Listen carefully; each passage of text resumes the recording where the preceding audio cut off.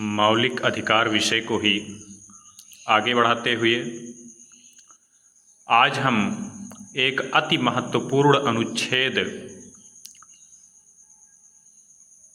32 पर चर्चा करेंगे, जिसमें संवैधानिक उपचारों के उल्लेख की चर्चा की गई है। अनुच्छेद 32 स्वयं में एक विशिष्ट अनुच्छेद है। यह अपने आप में दोहरी भूमिका का निर्वहन करता है। यह न केवल स्वतः एक मौलिक अधिकार है, अपितु यह नागरिकों के अन्य मौलिक अधिकारों का रक्षक भी है। नागरिकों के अन्य मौलिक अधिकारों की सुरक्षा का भी दायित्व संभालता है और उस दायित्व का निर्वहन करता है। इसीलिए संविधान सभा में डॉक्टर अंबेडकर ने भारतीय संविधान के समस्त उपखंडों में इसे सर्वमहत्वपूर्ण बताया था। इसी के मद्देनज़र उन्होंने अनुच्छेद 32 को संविधान की आत्मा के नाम से पुकारा था। अधिकार तभी सार्थक हो सकते हैं जबकि उन्हें लागू किया जा सके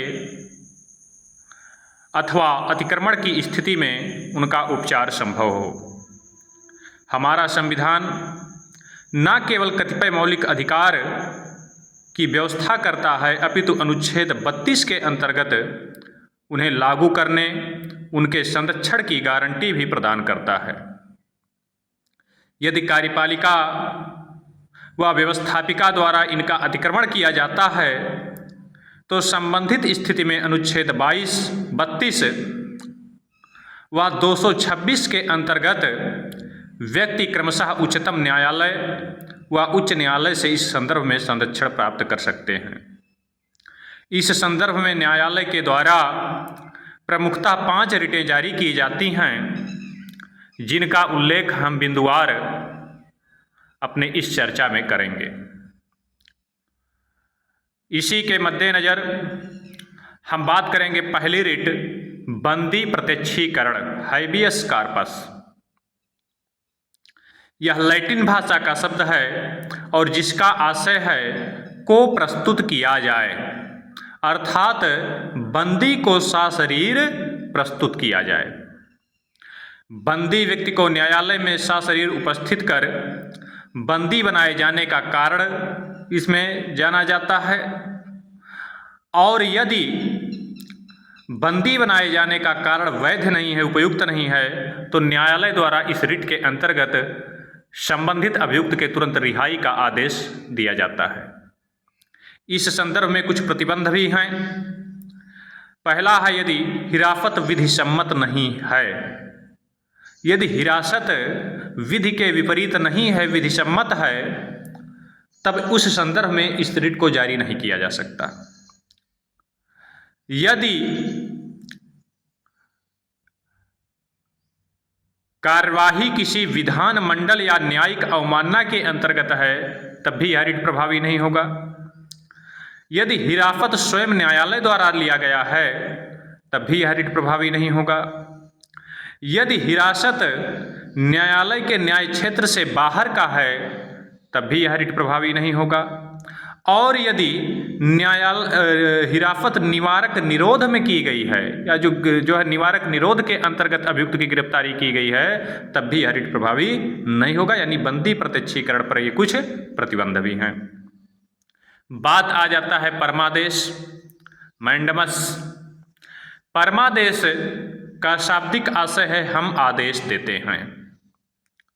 यहाँ सार्वजनिक पद पर आसीन व्यक्ति द्वारा अपने दायित्वों का पालन न करने पर, जिससे कि किसी व्यक्ति के मौलिक अधिकार का हनन होता है, तो न्यायालय इस लेख द्वारा संबंधित पदाधिकारी को अपने कर्तव्य पालन हेतु आदेश देता है। अर्थात हम कह सकते हैं सार्वजनिक पदासीन व्यक्ति अथवा संस्था को इस रिट में कर्तव्य पालन का आदेश दिया जाता है। इस पर भी कुछ प्रतिबंध हैं, जैसे निजी व्यक्ति या इकाई के विरुद्ध इसे जारी नहीं किया जा सकता। गैर संवैधानिक विभागों के विरुद्ध इसे जारी नहीं किया जा सकता।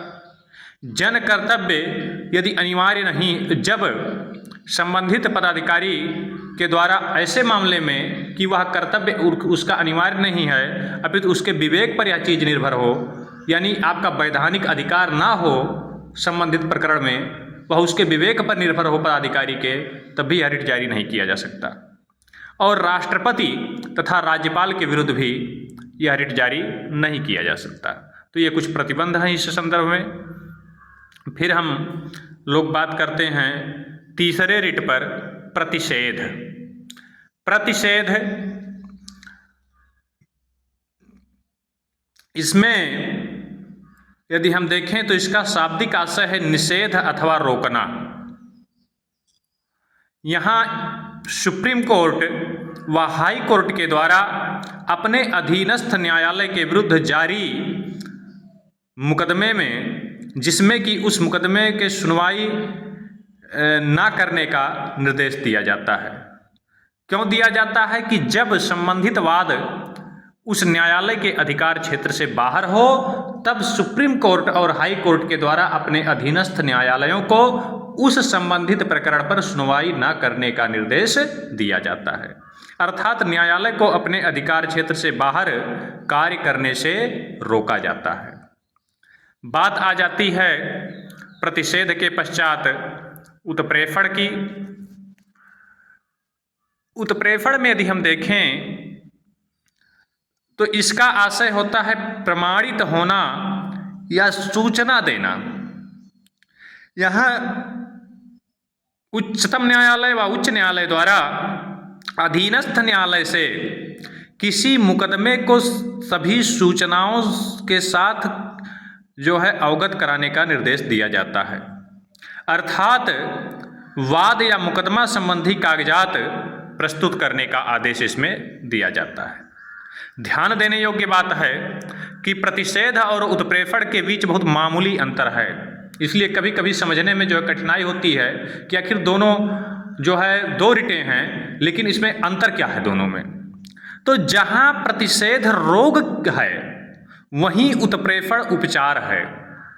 जहां प्रतिषेध में न्यायालय को संबंधित प्रकरण में कार्य करने से रोका जाता है यदि उसके अधिकार क्षेत्र से बाहर का प्रकरण है, तो वहीं उत्प्रेषण के माध्यम से संबंधित मामले को न्यायपालिका कागजात सहित अपने पास मंगवाती है और उस पर विचार करती है।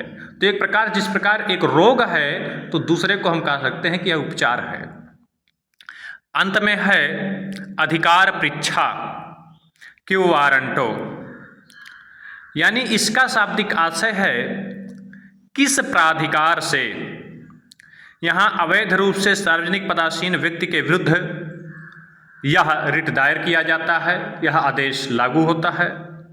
यहाँ न्यायपालिका द्वारा संबंधित व्यक्ति को नोटिस जारी किया जाता है कि वह किस अधिकार से संबंधित पद पर कार्यशील है।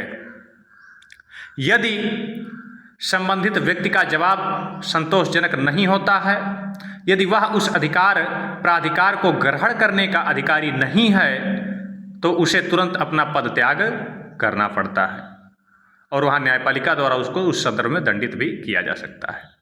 तो इस प्रकार अनुच्छेद 32 के अंतर्गत नागरिकों के मौलिक अधिकारों के सुरक्षा व संरक्षण हेतु कुछ व्यवस्थाएं प्रदान की गई हैं, जिनका उल्लेख हमने संबंधित अध्याय में किया। इसमें यदि किसी भी प्रकार की कोई शंका आपके दिमाग में हो, किसी भी प्रकार की कोई समस्या हो, तो आप टिप्पणी कर सकते हैं, कमेंट में पूछ सकते हैं। बाकी आज यहीं तक।